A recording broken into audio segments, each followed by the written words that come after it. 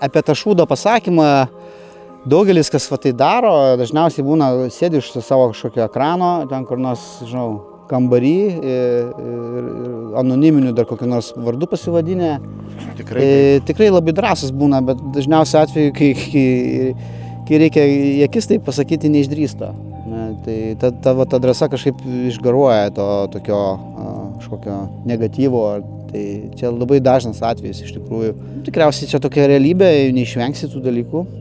Tiesiog mokaisi priimti tai, bet jeigu tavo, žinai, nuomonė tvirta, tu įsitikinęs, ko tu nori ir ką tu darai, jeigu tiki savo idėją, savo tikslu.